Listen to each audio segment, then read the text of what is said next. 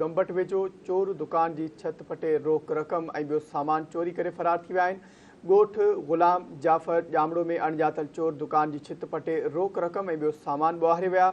उन मौक़े ते दुकानदारनि चयो त चोर दुकान की छित पटे पियल रोक रक़म ऐं सामान चोरी करे विया आहिनि। इतला ते पुलिस पहुची जांच शुरू करे छॾी आहे। पुलिस मूजिब जल्द जवाबदारनि खे गिरफ़्तार करे चोरी थियल रोक रक़म ऐं ॿियो सामान वापसि कराए वेंदो। ख़बर के हवाले से नाज़रीन अव्हांखे आगाह करायूं, बदअमनी ते ज़ाब्तो न अची सघियो आहे। चोर ॾींहं ॾिठे जो चोरियूं करे फरार थी वञनि था।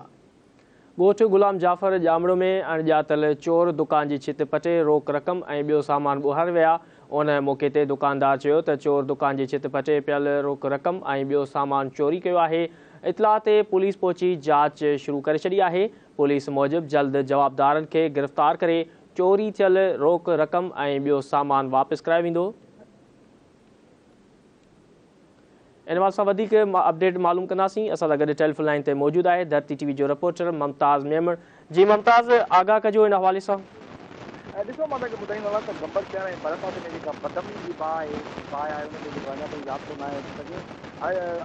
ॻोठ आहे गुलाम जाफ़र ॼामड़ो, उन में जेको आहे नामालूम चोरनि पारां दुकान जी छित पटे कैश ऐं ॿियो जेको सामान आहे उहो चोरी करे फरार थी विया आहिनि।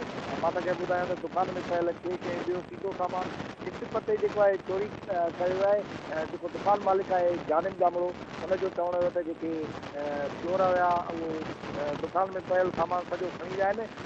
पैराथन ज़रिए जेको आहे देर खयां पिया वञनि। जल्द जेको आहे जवाबदारनि खे गिरफ़्तार करण जी ख़ातिरी बाद जेको आहे दुकान मालिक खे पुलिस पारां ख़ातिरी कराई आहे त जेके जवाबदार आहिनि उनखे जल्द गिरफ़्तार करे जेको आहे चोरी थियल सामान जेको आहे या रोक रक़म आहे उहो वापसि कराई।